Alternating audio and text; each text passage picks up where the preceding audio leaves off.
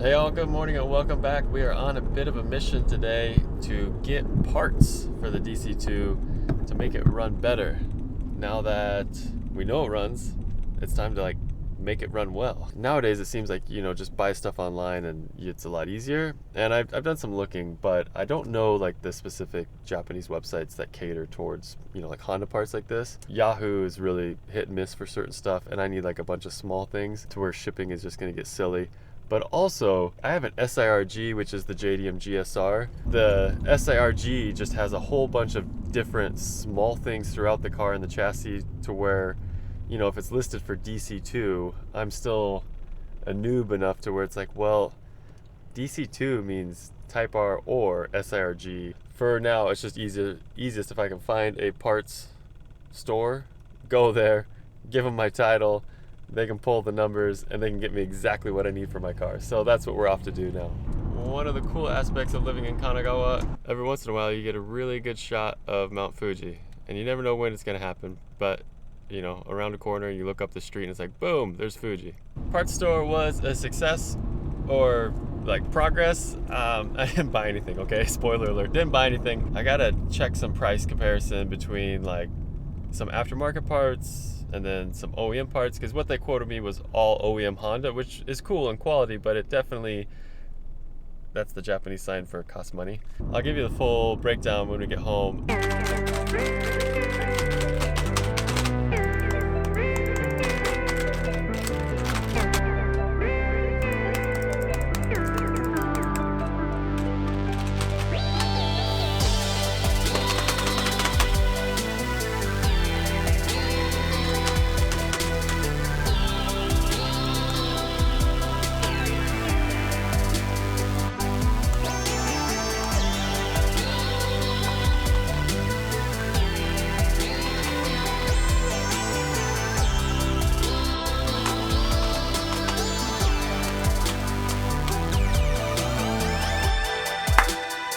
So here we are, back at the computer. A few days have passed since going to the parts store. They were basically quoting me all OEM parts. So if it's all OEM parts, I might as well go to the Honda dealership, because previously the Honda dealership had said no matter where you buy OEM Honda parts from, it's going to be the same price. I did just kind of want to double check that theory. So I then went to Honda and I had them quote the same parts, and it came back as the same prices. I hadn't had success online, but I knew of a website called Monotaro. So up until now, I had really no luck searching on that site accurately or efficiently. This time around I plugged away at it a little bit more, and I found where you can plug in your chassis information off of your title just like a parts store would, and then Monotaro would have application specific parts for different categories. So I went through Monotaro's website and I picked out the same items that I quoted at the parts dealer, seeing what was available, what wasn't available. What I came up with in the end to save as much money but not sacrifice quality as possible was some parts from Monotaro and some parts from the Honda dealership. I try not to get too much into the weeds in these Japan specific things, but I'm thinking about maybe making a bonus channel or something where I can put up some how-tos or useful information, because there's a few guys out there who this is semi-relevant to.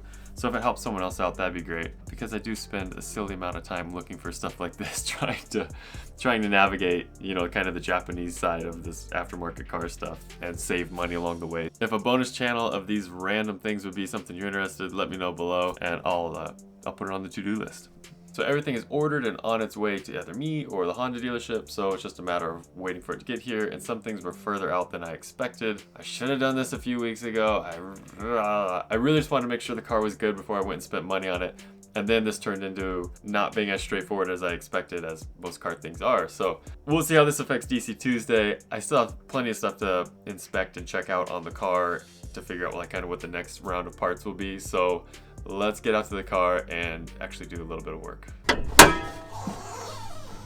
Oh man, you guys got out here quick. You're excited for some DC Tuesday. Let's do it. So first up, I want to get these old spark plugs out of here, and to do that, if you remember last time, I didn't have a spark plug socket. It's a 16 mil, I hope. That's what I bought. We'll see how it goes.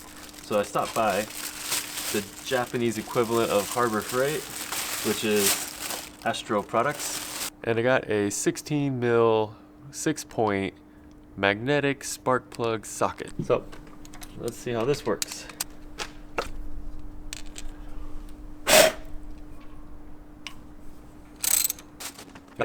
Wow, those babies are black. We got some Denso VK20 iridium tufts. So, I mean, someone did put some good plugs in it at some point. Let's see how they all look.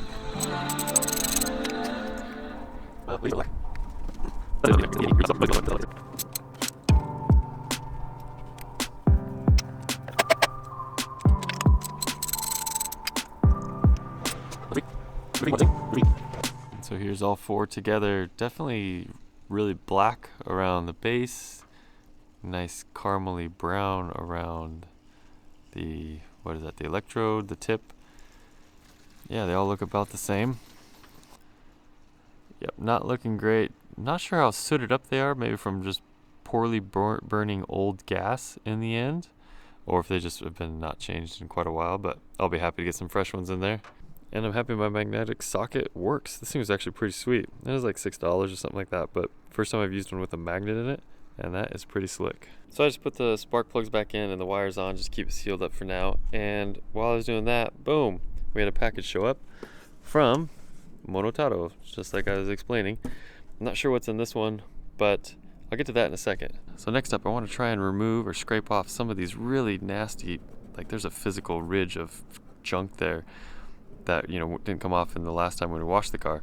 So I want to try and scrape those off. And when I was at Astro Products, I found a plastic razor blade. So I'm hoping this is going to catch it and be easy enough on the paint, but hard enough.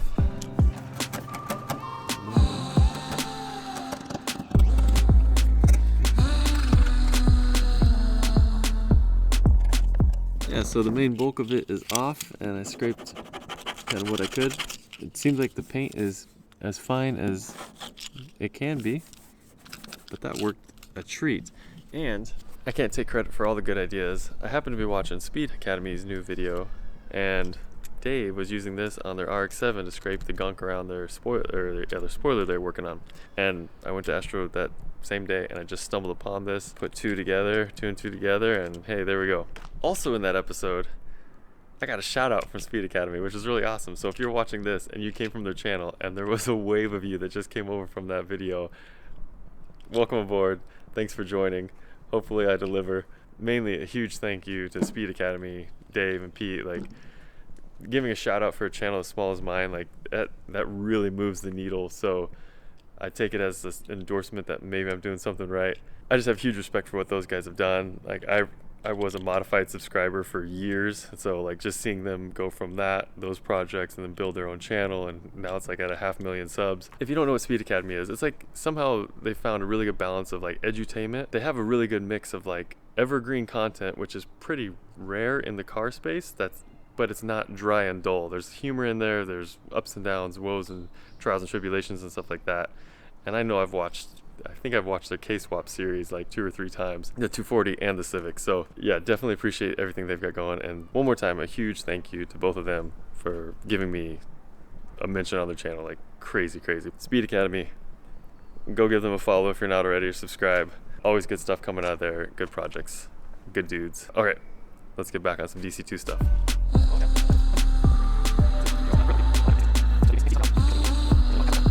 So I had mentioned it in a previous video, and someone asked about, is this car championship white? It's an SIRG model car, so I don't think it's championship white. And there is the paint code, NH538. Here's a difference of what I believe is championship white and what mine is. Maybe hard to tell. When I was getting parts, when they punch in the car's info based on all those numbers, it just gives you like the standard information about the car, and it said frost white. So I believe this is frost white technically. I don't know. But now that I just saw it, let's see if this guy can get rid of the war dog. Oh. Oh man, sorry. Sorry, Mr. War Dog.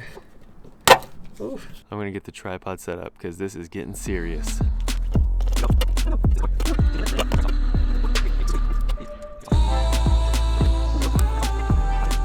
I think I'm gonna try some silicone off on this gunk and see if I can get it to clean up real nice.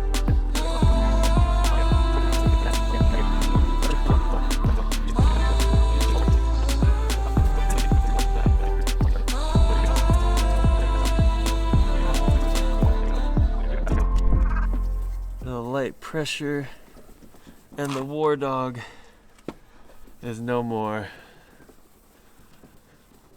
R.I.P. Mr. Dog.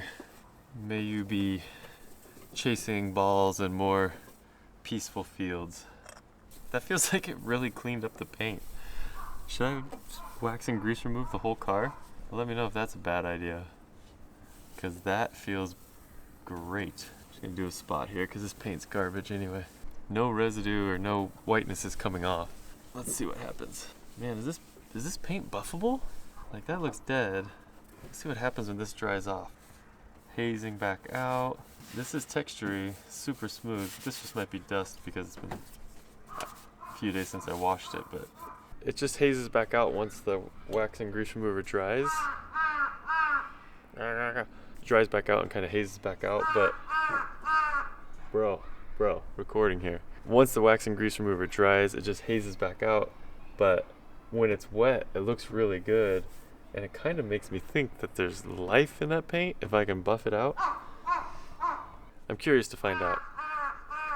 I'm definitely not done cleaning up the exterior. I'm curious how good I can get this to look. Yo, homie, give me a break.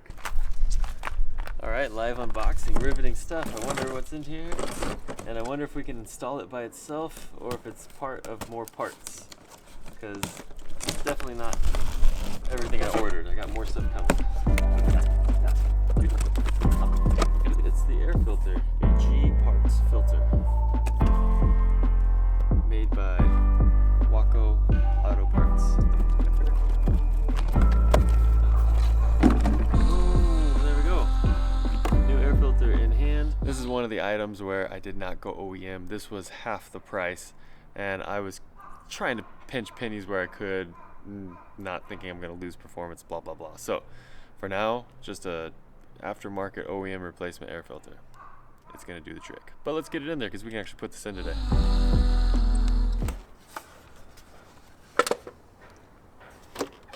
This is what I keep finding. Let me show you here in a second. This is what I keep finding around the car. Like on the interior, I had some loose seat belts.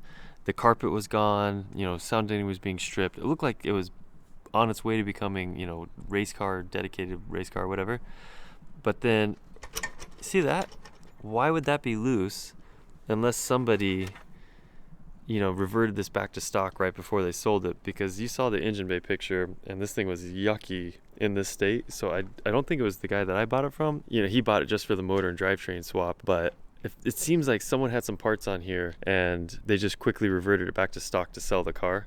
I don't know if that's good or bad, if this car was ran really hard, but it looked like they were prepping it to put a roll cage in it and just never went through with it because there's no holes in the floor that I found.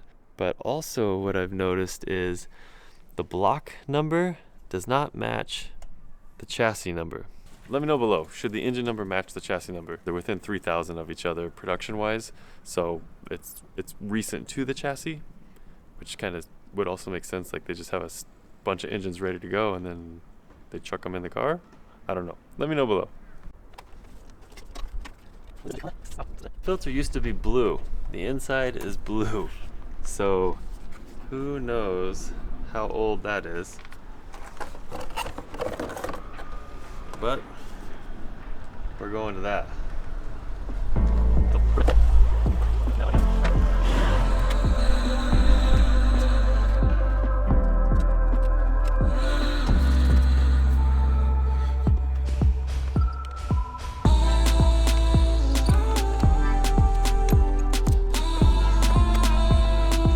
Air filter back in place and the air box bolted down as it should have been.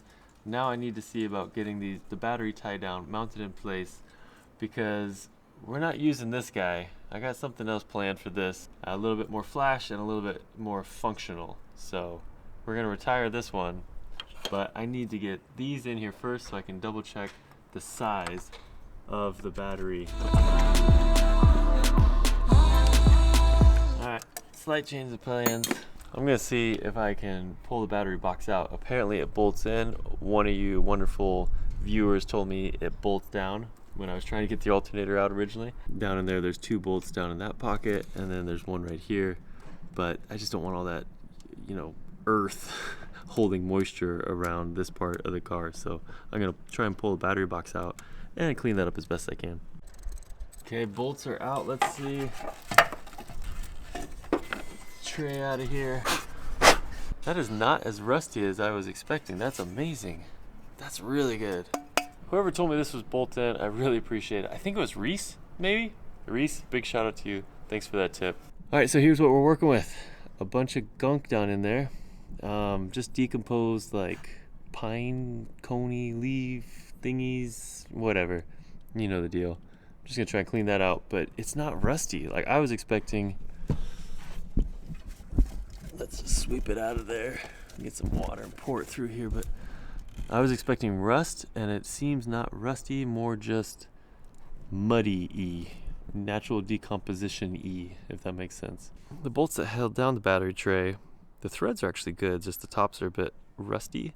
I think I might douse them in some of that converter. So I'm going to use, this is the Negisaurus liquid. Negisaurus liquid. Oh, there you go, in English. Engineer brand, Negisaurus liquid. I used this on the back of the car, but I had some left over. I think this situation, it might work quite well because it can't run away. It's make kind of a pool around them. We'll let that sit while I work on cleaning out the tray.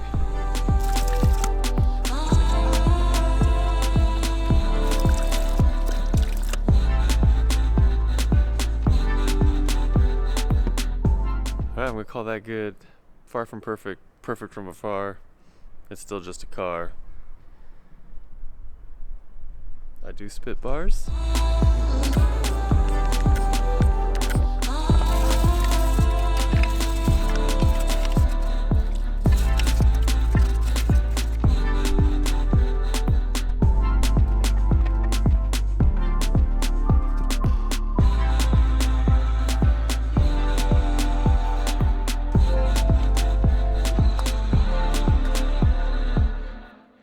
That looks to be maybe 15 centimeters above the top of the battery. The battery itself is, what is that, 125-ish? That's kind of what I needed to double check, but I feel really good about that being fresh and cleaned out below there. Luckily it hasn't gotten rusty yet, so maybe cut that just in time. I feel good about that. And that guy's back in there. We'll see, hopefully some stuff shows up tomorrow and we can keep chipping away at some maintenance items. All right, a new day and a whole bunch of parts have showed up. I got this bag of parts from Honda the other day, and just a few minutes ago, we got a big box of parts from Monotaro. But that's all gonna wait until the next episode, which will be on Saturday my time, Friday night America time this week. I'm gonna get another video out this week. I just don't have enough time to work on it and then get this video up in time for DC Tuesday. So we'll see you back in a couple days. Thanks for watching. I know this video is a little bit all over the place, but that's just how this car is, exploring and figuring out all the little quirks and history and problems with it. So I appreciate you sticking with me. And yeah, we'll see you in a couple days. Much love. Be well. Oh man. When I get home, I can I'll give you the full breakdown when I get home and can. There you go. Let me know if the engine number should match the chassis number. Good grief, the block is hot today.